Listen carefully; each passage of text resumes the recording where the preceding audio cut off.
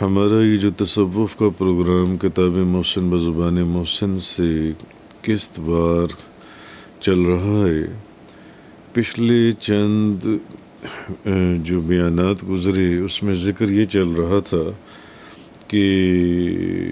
مردہ زندہ کرتے وقت پچھلا جو بیان ہوا تھا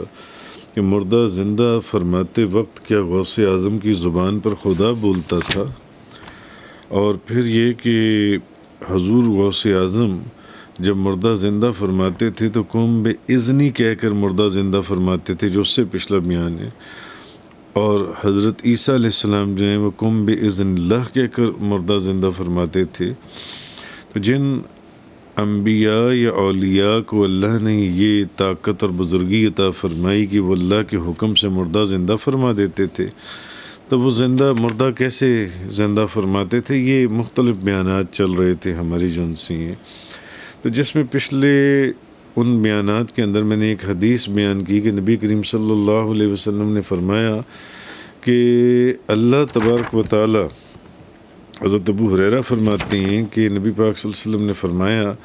کہ اللہ فرماتا ہے میرا بندہ فرض ادا کرنے کے بعد نفلی عبادات کے ذریعے میرے اتنا قریب آ جاتا ہے کہ میں اس سے محبت کرنے لگتا ہوں، اور جب میں اس سے محبت کرنے لگتا ہوں تو پھر میں اس کا کان بن جاتا ہوں جس سے وہ سنتا ہے، میں اس کی آنکھ بن جاتا ہوں جس سے وہ دیکھتا ہے، میں اس کا ہاتھ بن جاتا ہوں جس سے وہ پکڑتا ہے، میں اس کا پاؤں بن جاتا ہوں جس سے وہ چلتا ہے، میں اس کا دل بن جاتا ہوں جس سے وہ سوچتا ہے، میں اس کی زبان بن جاتا ہوں جس سے وہ بولتا ہے۔ تو مولانا روم رحمۃ اللہ علیہ نے، جیسے کہ میں نے پچھلے بیان اور اس سے پچھلے بیان میں بھی فرمایا، انہوں نے فرمایا اللہ اللہ گفت اللہ می شود این سخن حق است باللہ می شود، اتنا اللہ اللہ کر کے تو خود اللہ ہو جائے، خدا کی قسم اللہ اللہ کرنے والا خود اللہ ہو جاتا ہے۔ تو شاید مولانا روم کا اشارہ نبی کریم صلی اللہ علیہ وسلم کی اسی حدیث کی طرف ہے کہ جس میں نبی پاک صلی اللہ علیہ وسلم نے فرمایا بندہ فرض ادا کرنے کے بعد نفلی عبادتیں کر کے اللہ کے اتنا قریب بن جاتا ہے کہ اس کا کان جون سا ہے وہ اللہ کا کان بن جاتا ہے، اور اس کی آنکھ جون سی ہے وہ اللہ کی آنکھ بن جاتی ہے، اس کی آنکھ بن جاتی ہے، اور پھر اس کا ہاتھ بن جاتا ہوں جس سے وہ پکڑتا ہے، اللہ فرماتا ہے کہ میں اس کا پاؤں بن جاتا ہوں جس سے وہ چلتا ہے، اس کا دل بن جاتا، اس کی زبان بن جاتا ہوں جس سے وہ بولتا ہے۔ تو کہنے کا مقصد یہ ہے کہ یہ جو نفلی عبادات میں ریاضت اور مجاہدہ اور ذکر اور اذکار اور اوراد و وظائف اور نفلی عبادات فرضوں کو ادا کریں، سالک ترقی کرتے کرتے اس مقام پر پہنچ جاتا ہے جہاں اس کے اعضاء میں خدائی طاقتیں آ جاتی ہیں، جو یہ حدیث اس کی طرف اشارہ کر رہی ہے، جہاں اس کے اعضاء میں خدائی طاقتیں آ جاتی ہیں اور وہ خدائی کے کام کرنے لگتا ہے۔ تو مفتی احمد یار خان نعیمی صاحب رحمۃ اللہ علیہ فرماتے ہیں کہ یہ اس لیے نہیں کہ وہ بندہ نعوذ باللہ خدا بن جاتا ہے، نہیں، اور نہ اس لیے کہ بندے میں خدا اتر آتا ہے، ایسا بھی نہیں ہے۔ آپ فرماتے ہیں مفتی احمد یار خان نعیمی بلکہ اس لیے کہ بندہ مظہر ذات کبریا بن جاتا ہے، اور اس کی مثال یہ دیتے ہیں مثلاً کہ ایک شفاف آئینے کو اگر آپ سورج کے سامنے رکھ دیں تو اس آئینے میں سورج کی چمک بھی دکھائی دے گی، چمک دمک بھی دکھائی دے گی، سورج کی شعائیں بھی دکھائی دیں گی، اور اس آئینے میں گرمی بھی آپ کو محسوس ہوگی اس آئینے سے، جون سے سب اس آئینے کے اندر سورج کی چمک، سورج کی دمک، بذات خود سورج آپ کو اس آئینے میں نظر آئے گا، اور کیا کہتے ہیں اس کی گرمی وغیرہ سب اس میں ظاہر ہو جائے گی۔ تو مفتی احمد یار خان نعیمی صاحب فرماتے ہیں مگر سوچنے کی بات یہ ہے کہ کیا آئینہ جون سا ہے جس میں وہ سورج دکھائی دے رہا ہے، کیا وہ سورج بن گیا؟ نہیں، آئینہ آئینہ ہی ہے، اور آئینہ اپنی جگہ پر ہے اور سورج اپنی جگہ پر ہے، مگر آئینے میں سورج دکھائی دے رہا ہے، آئینے میں سورج کی شعائیں بھی دکھائی دے رہی ہیں، آئینے میں سورج کی چمک دمک بھی دکھائی دے رہی ہے، اس کی گرمی بھی محسوس ہو رہی ہے۔ یا آئینے میں سورج اتر آیا ہے، کیا آئینے میں سورج آ گیا؟ نہیں، ایسا بھی نہیں۔ یہاں پر بھی یہی، نہ تو آئینہ سورج بن گیا ہے، نہ آئینے کے اندر سورج اتر آیا ہے، مگر آئینے کے اندر سورج دکھائی دے رہا ہے اور اس کی سب چیزیں نظر آ رہی ہیں۔ ایسا نہیں، آئینہ اپنی جگہ پر ہے اور سورج اپنی جگہ پر ہے۔ جیسا کہ حدیث میں نبی کریم صلی اللہ علیہ وسلم نے فرمایا کہ بعض لوگوں کے چہرے کو دیکھ کر خدا یاد آتا ہے۔ بھائی چہرہ تو کسی انسان کا دیکھا مگر یاد خدا آ رہا ہے، دل میں خدا کی یاد آ رہی ہے، دل میں خدا کا ذکر پیدا ہو رہا ہے۔ تو سورج اپنی جگہ ہے اور آئینہ اپنی جگہ ہے، اور یہ الگ بات ہے کہ آئینے میں سورج یا سورج کی شعائیں سب دکھائی دے رہی ہیں، کیونکہ سورج کی کرم نوازی سے جب تجلی اس آئینے پر پڑی تو اس میں بھی سورج دکھائی دینے لگ گیا۔ یہ شاید اسی حدیث کی طرف اشارہ ہے کہ بعض لوگوں کے چہروں کو دیکھ کر خدا یاد آتا ہے، نہ کہ وہ لوگ خود خدا ہوتے ہیں، نہ ان میں خدا اتر آتا ہے، نہیں، مگر ان کو دیکھ کر خدا یاد آتا ہے۔ لہذا سالک اس مقام تک پہنچ جاتا ہے کہ اللہ کے سوا اس کو کچھ دکھائی نہیں دیتا۔ اصل چیز یہ ہے،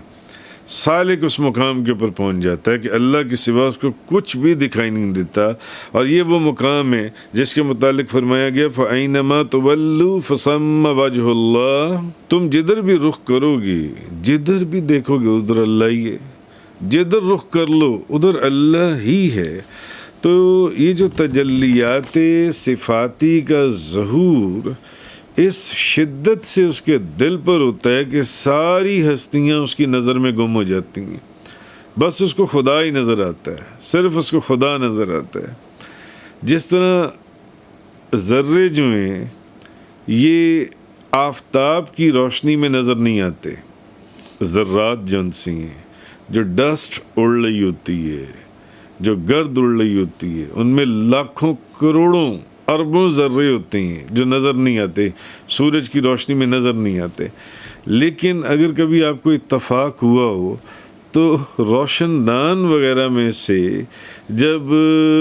روشنی اندر کمرے میں آتی ہے تو اس وقت آپ دیکھیں اس روشن دان میں سے وہ جو روشنی کی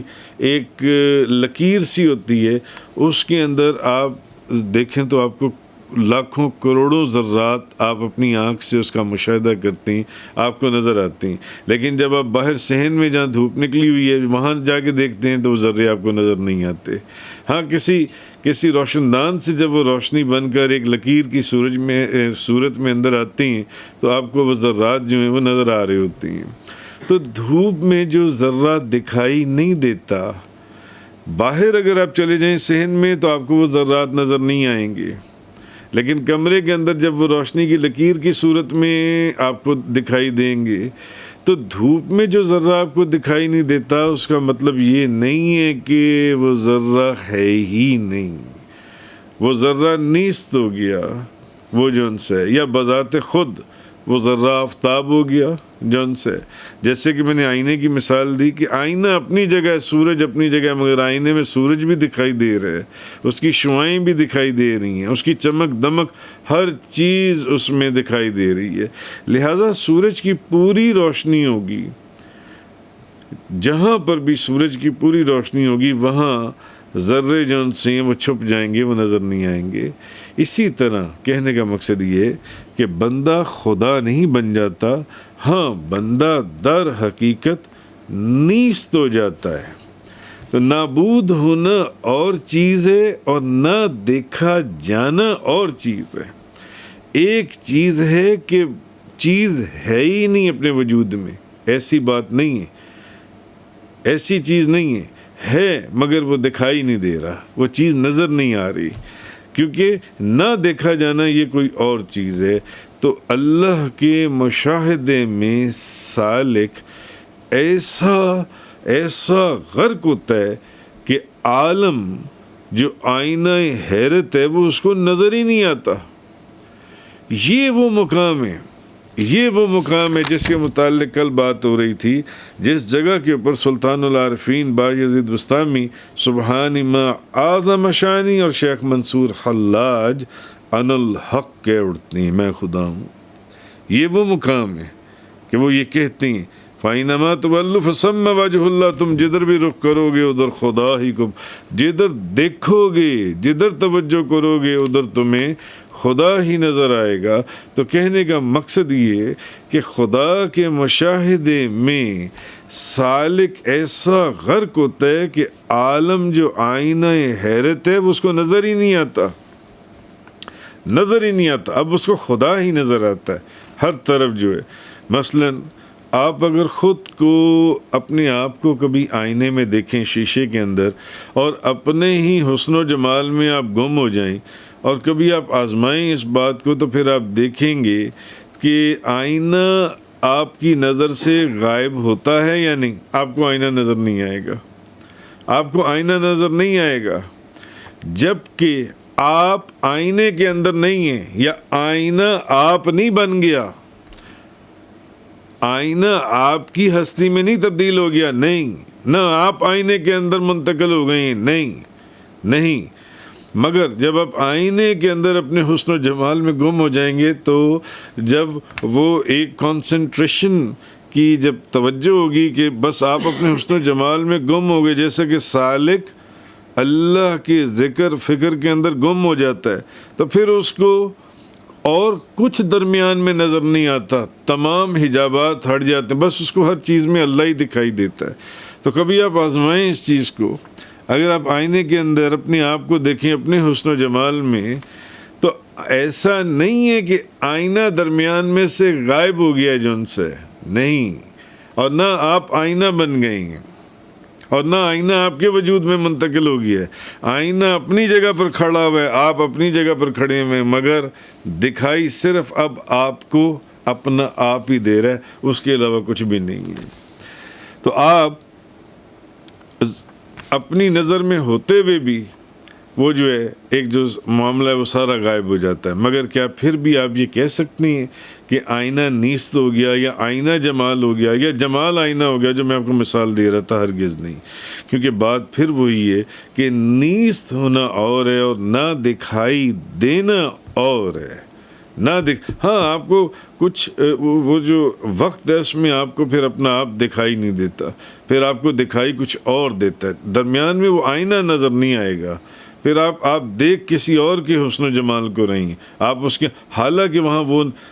وہ اس کے اندر دکھائی دے رہا ہے، وہ اس کے اندر دکھائی دے رہا ہے۔ تو ہو سکتا ہے کسی کے ذہن میں یہ سوال آئے، تو کہنے کا مقصد یہ کہ یہ پھر وہی مقام ہے جو پچھلے ہمارے لیکچر میں جس میں یہ بات ہوئی تھی کہ مردہ زندہ فرماتے وقت کیا غوث اعظم کی زبان پر خدا بولتا تھا، اس لیکچر کی بات میں کر رہا ہوں کہ یہ پھر وہ مقام ہے فنا فی اللہ کا، جس کو اہل تصوف میں کہا جاتا ہے، جہاں سلطان العارفین حضرت خواجہ بایزید بستامی رحمۃ اللہ علیہ سبحانی ما اعظم شانی اور شیخ منصور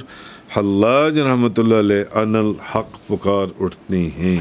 یہ وہ مقام ہے کہ پھر اس جگہ کے اوپر بس ایک ہی چیز دکھائی دیتی ہے اور اس کے سوا اور کچھ بھی دکھائی نہیں دیتا۔ تو ہو سکتا ہے کسی کے ذہن میں ایک خیال آئے کہ فرعون نے بھی تو انا ربکم الاعلی کہا تھا، اور شیخ منصور حلاج نے بھی انا الحق فرمایا، اور معنی دونوں کے ایک ہیں کہ میں خدا ہوں۔ فرعون نے بھی یہی کہا کہ میں خدا ہوں، شیخ منصور حلاج نے بھی یہی کہا۔ تو پھر یہ فرق اتنا کیوں ہے کہ فرعون کہے تو وہ کافر اور منصور حلاج کہیں تو وہ اللہ کے ولی، غوث، کتب؟ تو جواب یہ کہ اگرچہ فرعون اور منصور کے کہنے میں تو کوئی فرق نہیں، ہاں دونوں کی نیتوں میں فرق تھا۔ وہ یہ کہ فرعون نے جب یہ کہا تھا کہ میں خدا ہوں تو اس کی نیت یہ تھی کہ بس میں ہی میں ہوں، وہ نہیں ہے، بس میں ہوں، وہ نہیں ہے۔ لیکن شیخ منصور حلاج نے جب کہا کہ میں خدا ہوں تو ان کی نیت یہ تھی کہ بس وہی وہ ہے، میں نہیں ہوں۔ تو یہ چیز اگر ہماری سمجھ میں آ جائے تو بہت سے راز معرفت کی اللہ تعالیٰ انسان کے دل کے اندر ان کی کھڑکی کھول دیتا ہے.